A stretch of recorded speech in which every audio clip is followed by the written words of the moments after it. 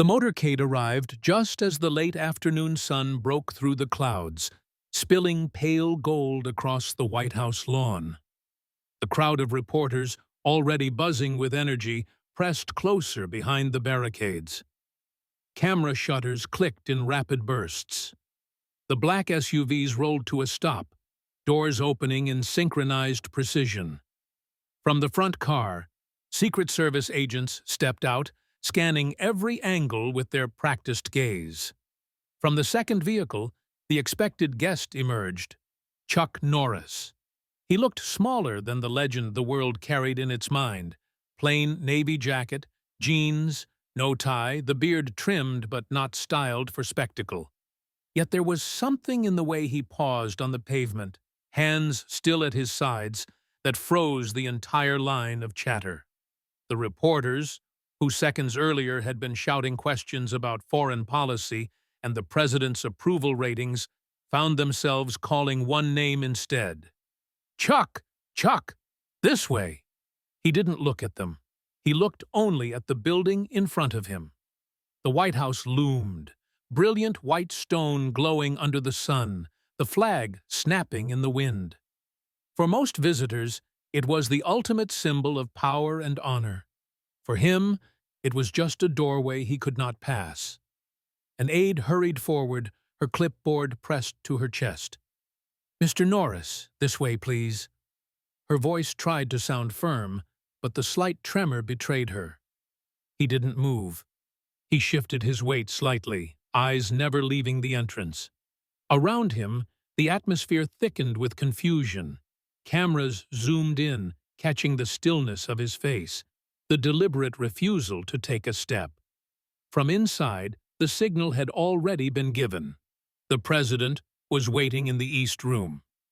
This was meant to be a carefully staged appearance, an iconic photograph of the commander-in-chief greeting a living American legend, the handshake of two symbols side by side.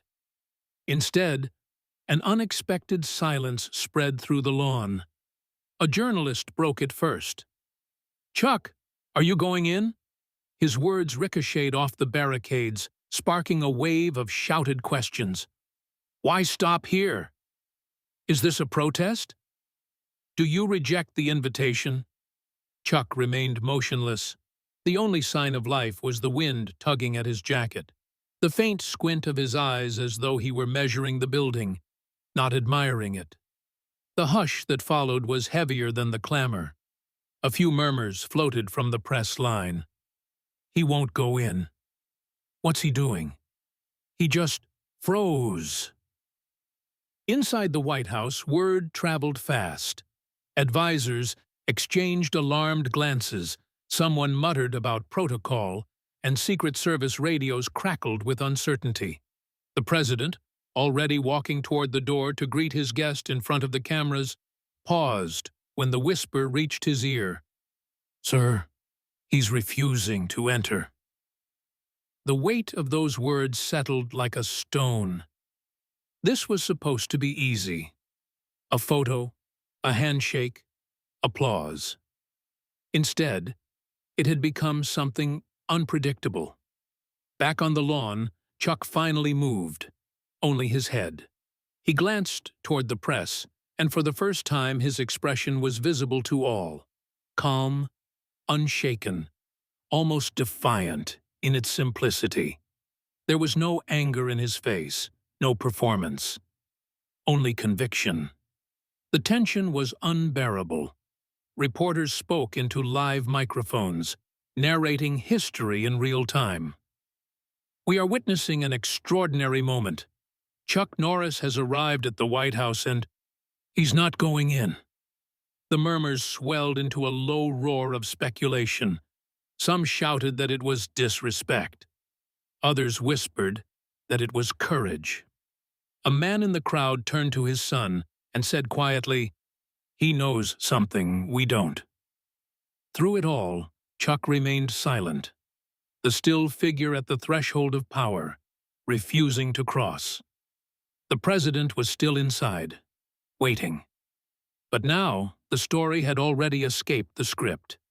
and the question burned on every tongue. "Why, just wondering.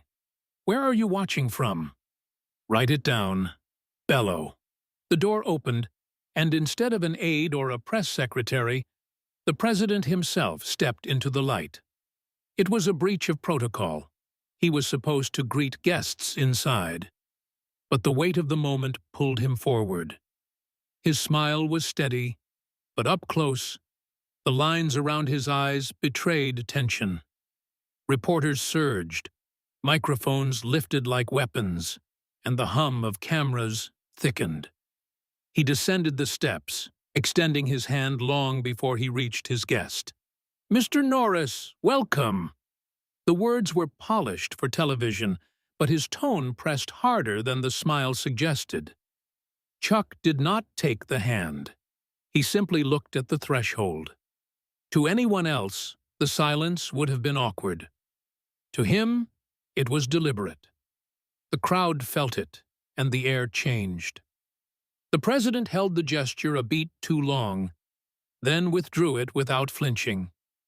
"It's an honor to have you here. Let's step inside." His head tilted toward the columns, toward the door that symbolized authority. Chuck's voice was low but carried. "I can't go inside." The phrase detonated. Not loud, not theatrical, yet it cut sharper than a shout. The press line gasped, then erupted in overlapping questions. "Why refuse?" "Is this a protest? Do you reject the president?" The president tried to ease the sting. "Why not? This house belongs to the people. It belongs to you." "That's why," Chuck answered. Finally, he met the president's eyes, calm, steady. There are doors a man doesn't cross when his presence would be used to quiet doubts that shouldn't be silenced. Some in the crowd cheered, others booed. On social media, clips were already spreading with captions, "Chuck defies the president," and "Principle or insult." The lawn had become an arena. The president leaned closer, lowering his voice for intimacy, though microphones caught every word. "With respect, you're mistaken. Walking through that door isn't surrender.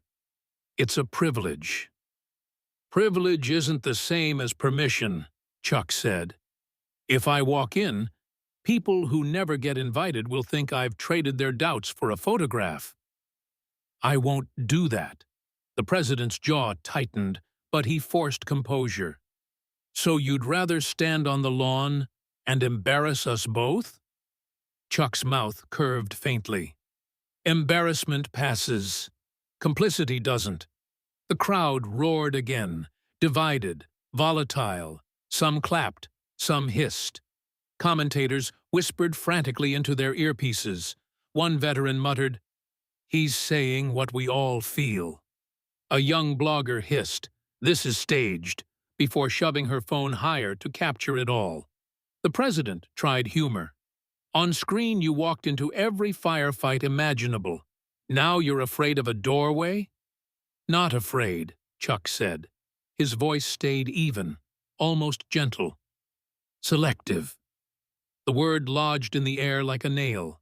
The president's aides motioned desperately for him to end it, to bring Chuck inside or cut the cameras, but he knew this had already escaped control. "Chuck," he said with a smile that no longer fit, "real life has rules." Chuck's eyes narrowed. Rules are only as real as the people they protect.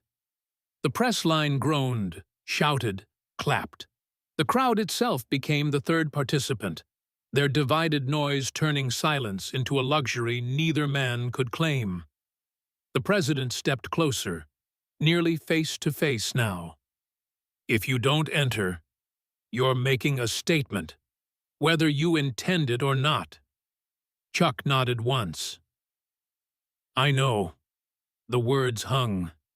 Behind the windows, staffers froze, watching as if the walls themselves had ears.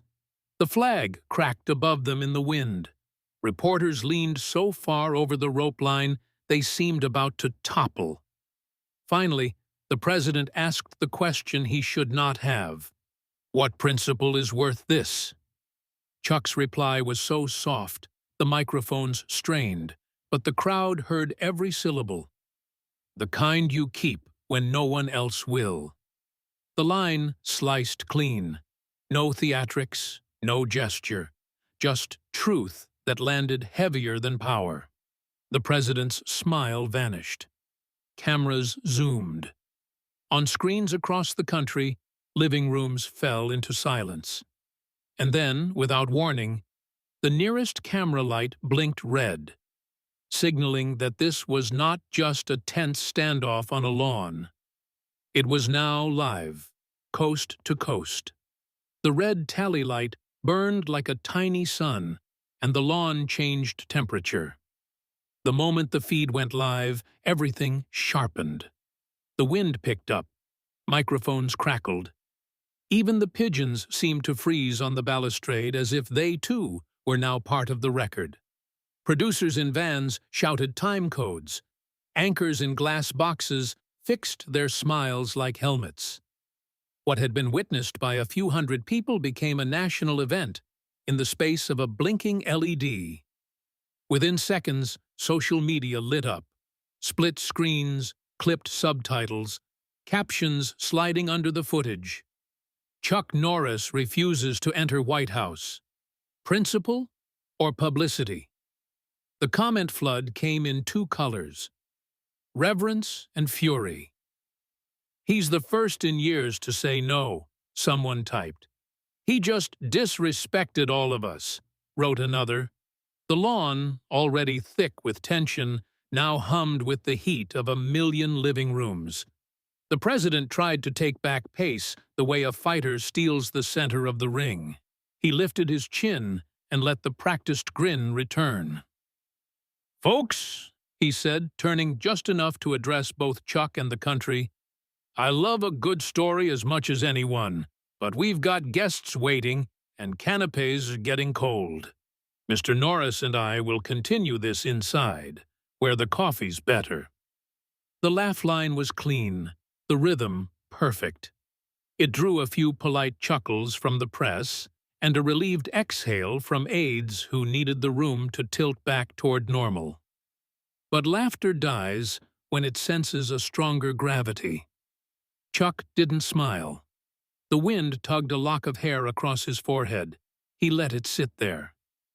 "Real life," the president continued, pressing his advantage, "has rules. We can disagree all day, but we also move forward. That's what adults do." He pivoted, inviting the step. Cameras leaned with him, expecting the reconciliation shot that would dissolve the moment into a montage before the evening news. Chuck spoke without raising his voice. "Reality isn't these walls," he said, eyes steady on the doorway. "It isn't the carpet or the portraits. Reality is what you do when no one is clapping." He turned his head slightly, so the lenses caught his face clean. "And rules? They're only as real as the people they protect."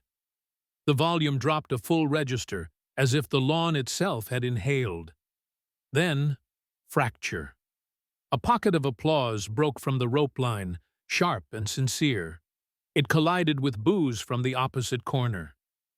"Grandstanding!" someone yelled. "Stand firm!" answered another. A child on a parent's shoulders asked too loudly, "Why won't he go in?" And the parent, suddenly aware of the microphone overhead, whispered, "Because sometimes you win by standing still." Inside, behind a curtain, a senior advisor pinched the bridge of his nose. "Get him in the doorway," he muttered.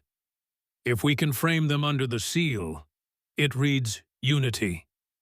The press secretary tapped out frantic messages. New line: respect for institutions plus open doors.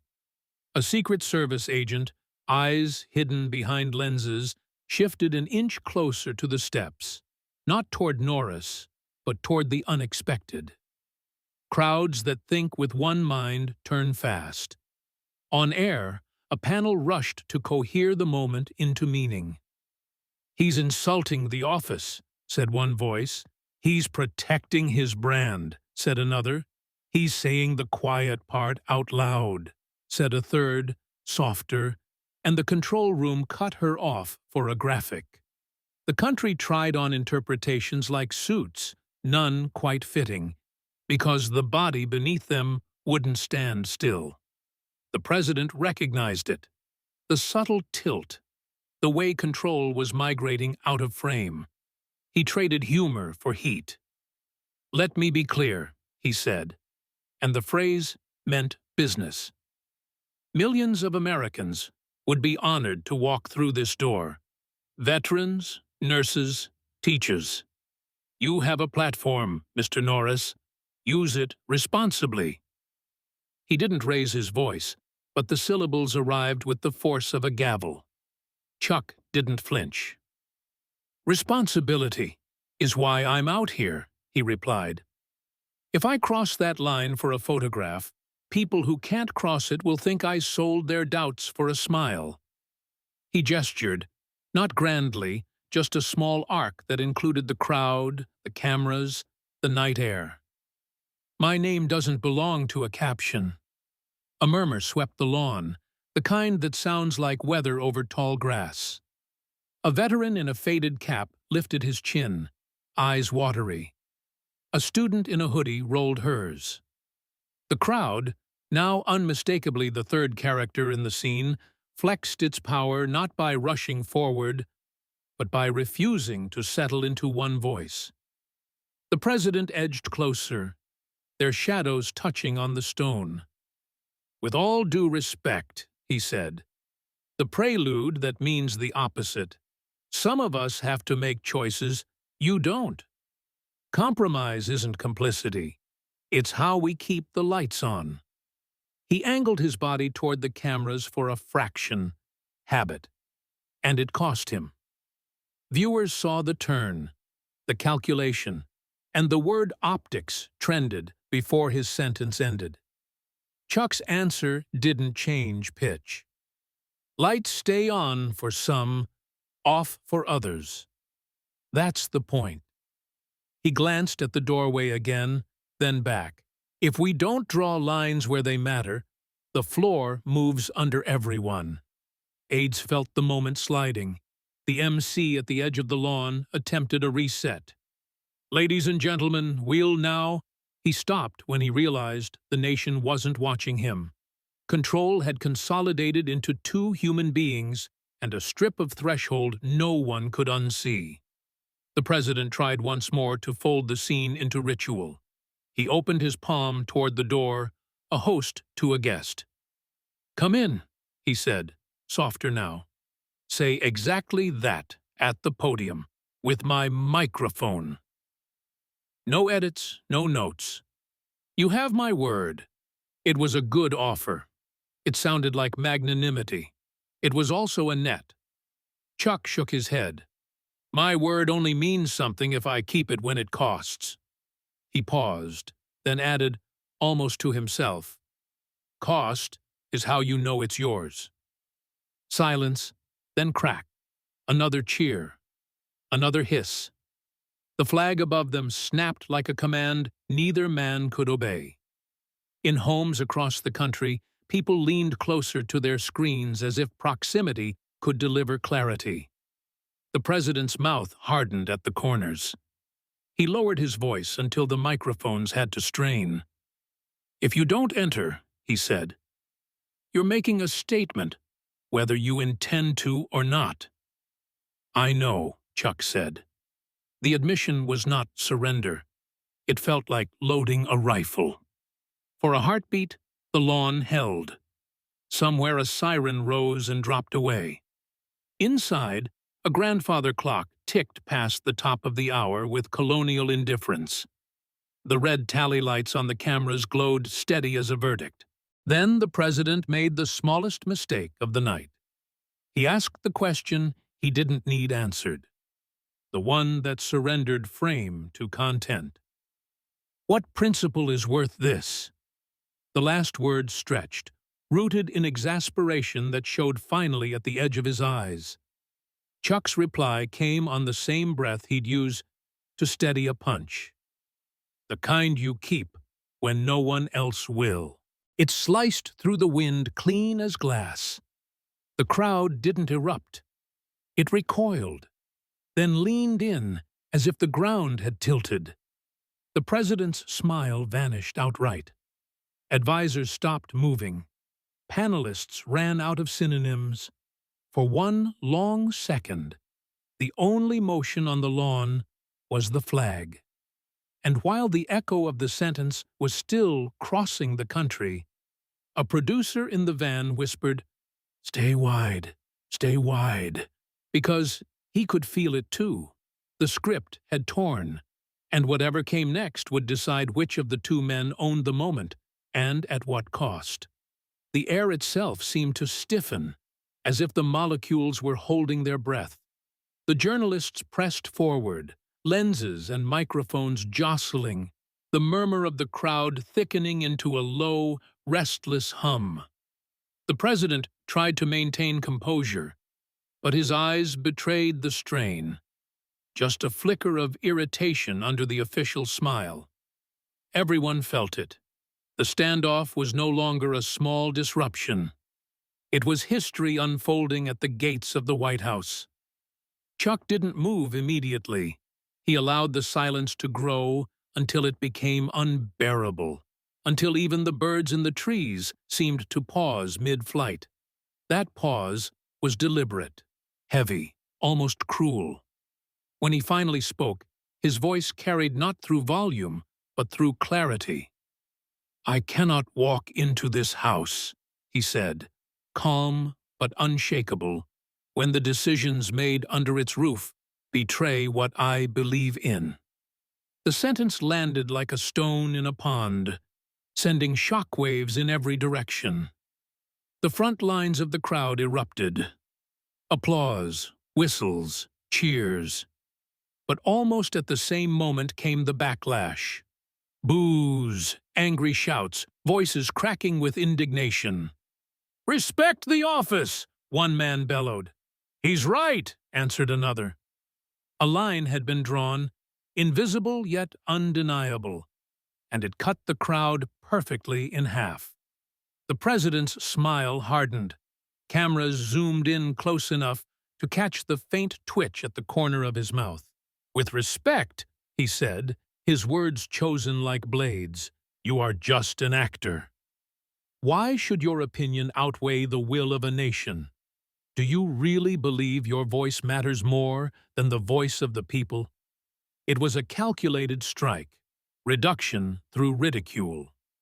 Advisors standing in the shadows nodded slightly, reassured that he had found the adult tone again. The implication was clear. Chuck was a celebrity, nothing more, standing against the machinery of state. But Chuck didn't flinch. He met the president's gaze without hostility, only firmness. "Sometimes one voice," he answered, "speaks louder than 1,000 signatures." The words cut deeper than any shouted slogan. Applause burst again, countered by angry whistles. A veteran in a faded cap wiped his eyes, whispering something to himself. A young activist live streaming muttered, "Grandstanding," but she didn't stop filming. The crowd wasn't just divided. It was alive, a living organism, reacting, questioning, choosing. It had become the third protagonist in the drama. The president took a step closer. His tone sharpened, the warmth evaporating. "This house belongs to the people, all people, not just those who agree with you. Nurses, soldiers, families, they come here knowing compromise keeps this country alive. But you refuse because of a feeling." He leaned slightly toward the cameras, letting the word compromise hang like a lifeline to the watching nation. Chuck's reply was steady, almost gentle, which made it more dangerous.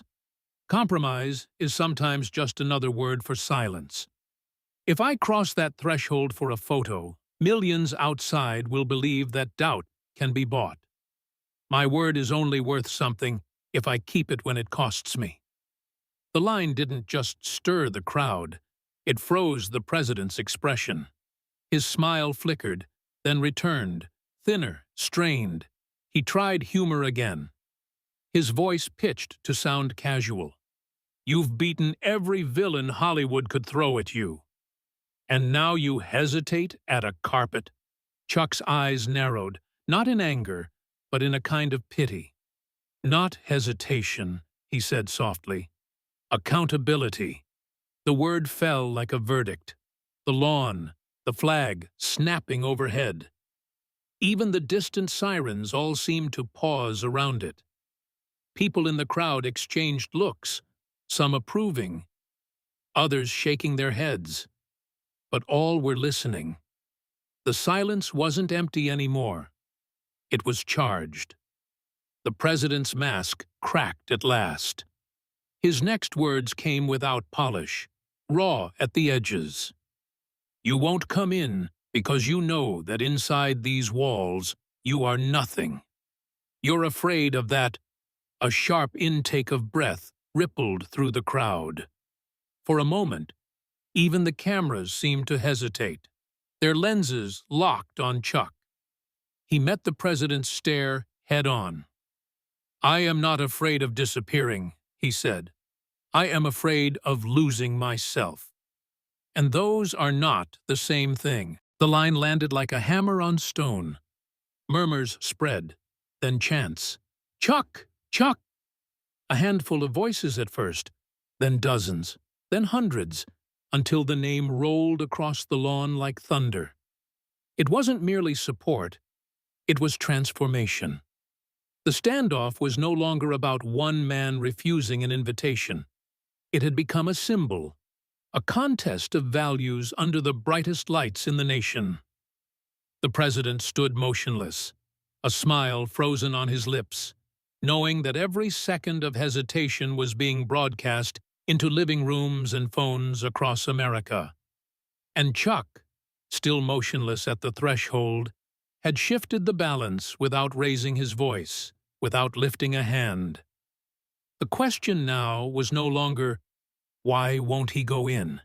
It was what happens if he never does. The chant grew until it felt like the ground itself was moving. Chuck! Chuck! It wasn't just noise anymore. It was layered, anger, admiration, confusion, all colliding. Reporters leaned forward, as if the sound might tell them which headline to type. The president tried to hold his composure, lips pressed into a firm line, but the chant refused to die down. When he finally spoke, his tone was calm, presidential, almost rehearsed. Mr. Norris, he said, his hand extended toward the great white columns behind him, this building has welcomed teachers, veterans, farmers, mothers, fathers. None of them chose the timing. They stepped inside and faced responsibility. That's how democracy breathes. Chuck didn't flinch. His eyes shifted slightly, taking in the crowd rather than the president. When he answered, it was barely louder than a conversation, but the microphones carried every syllable. Work without a line becomes habit, and habits become excuses. The words landed harder than any punch. People in the crowd repeated them under their breath.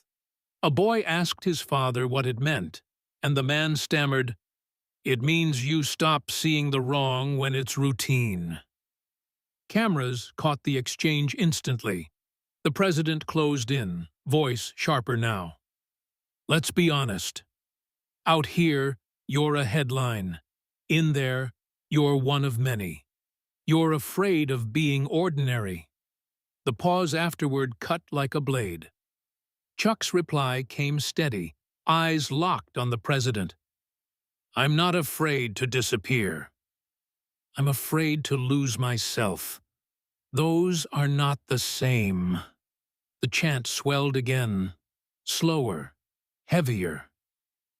Chuck! Not shouted, but said like a verdict.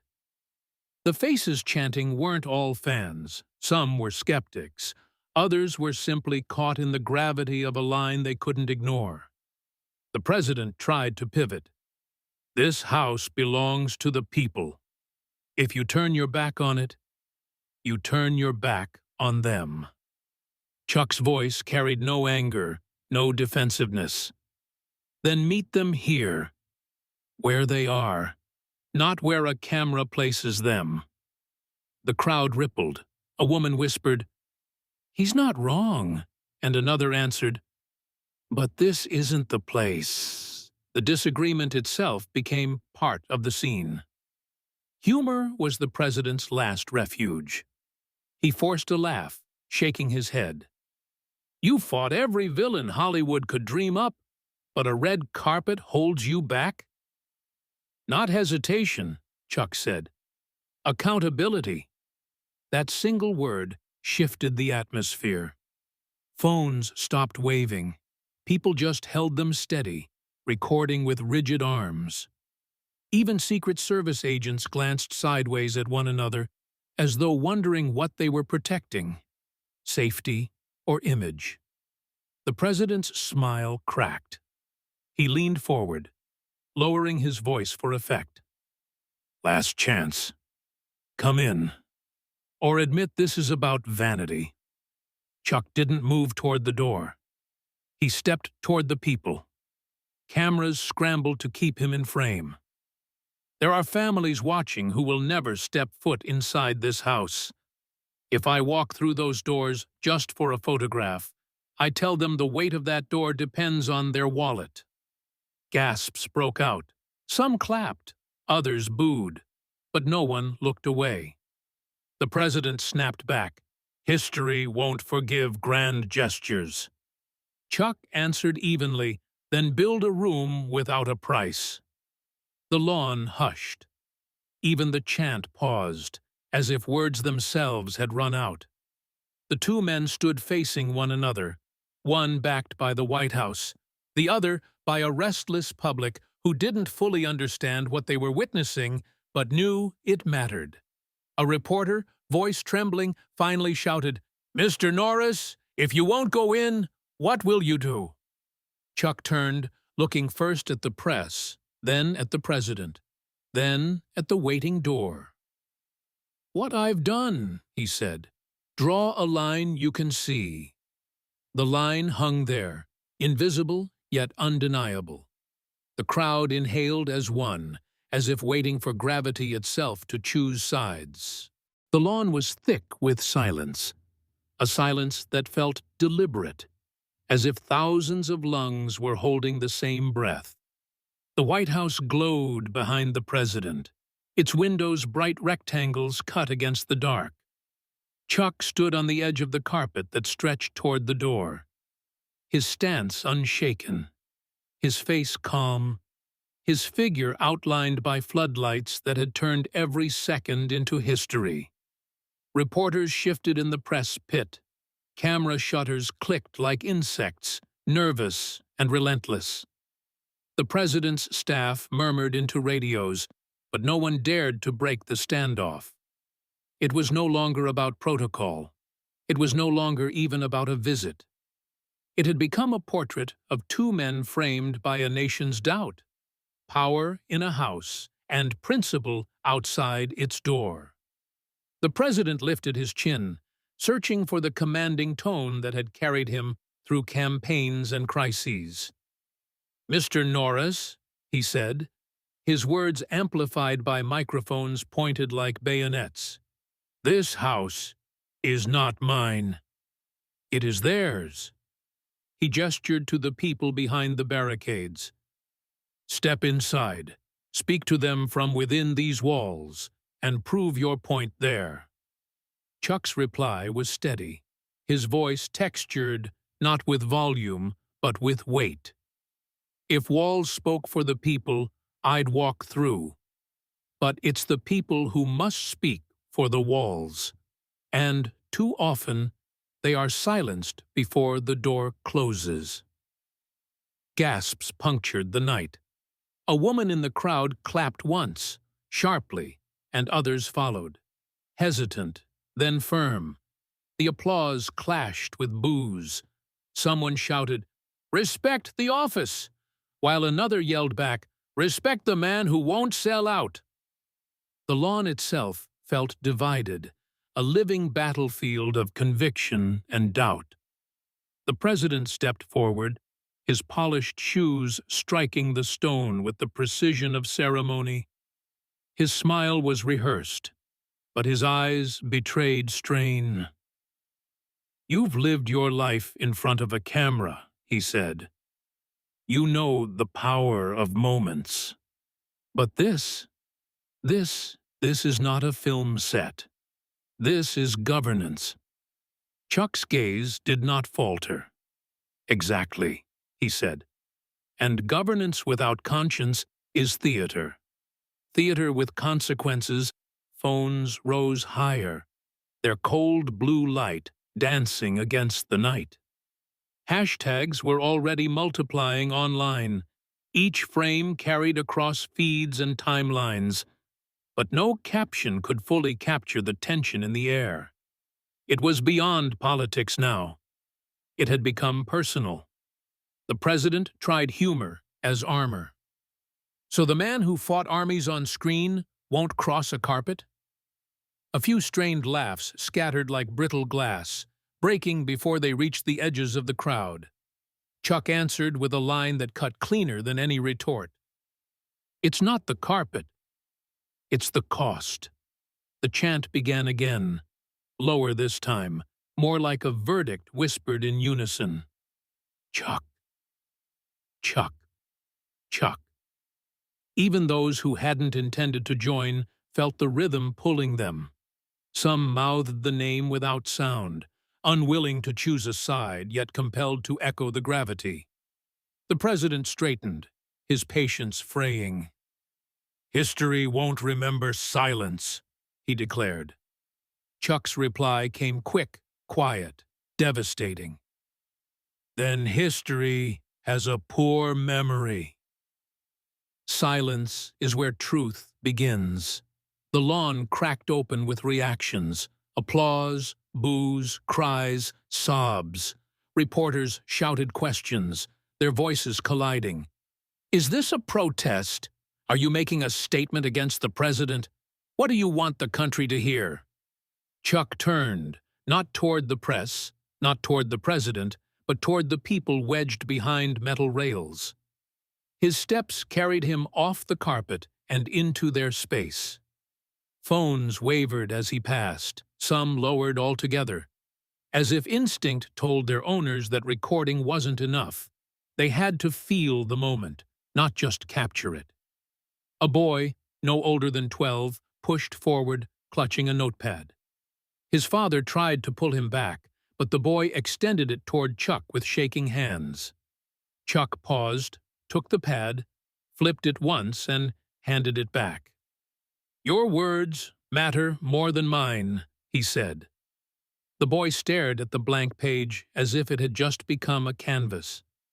Behind him, the president remained on the steps, framed by marble and light. His aides gestured urgently, but he didn't move. He knew the optics. To chase Chuck into the crowd would look desperate. To retreat inside would look defeated. He stayed, frozen between choices, a statue in a suit. Chuck walked steadily through the parted sea of people. A mother pressed her hand over her mouth, tears streaking down her cheeks. A veteran saluted quietly. A group of students whispered to each other. He just walked away. Every step deepened the impression that this was no stunt, but a refusal carved in real time. A final reporter, her voice breaking, asked the question everyone carried but no one could phrase. "Mr. Norris, if not here, then where?" Chuck didn't stop, didn't turn. "Wherever the door opens both way," he said. not where it closes behind the powerful. It was the last line the microphones caught before he passed beyond the perimeter, where the floodlights thinned and the night reclaimed its shadows. The chant didn't resume. Instead, a silence fell, heavier than the one before, the kind that forces memory to right itself. The president finally shifted, his polished smile returning like armor after a blow. He turned, ascended the last step, and vanished into the glowing doorway. Cameras caught the moment, but the image that spread fastest wasn't him retreating. It was Chuck leaving, surrounded not by walls, but by people. By dawn, headlines clashed. Disrespect or defiance? Norris walks away. Principals at the gate. Online, arguments flared. Memes multiplied. Opinions hardened. Yet, beneath the noise, a quieter current ran. People quoting his words, sending them in texts, writing them on scraps of paper. Power is a rental. Principle is a mortgage. Silence is where truth begins. Some would dismiss it as theater. Others would call it courage. But for those who were there, it wasn't either. It was a moment that cost something. A line drawn not on paper, but in the night air outside the most powerful house in the world. And that cost was exactly what made it unforgettable.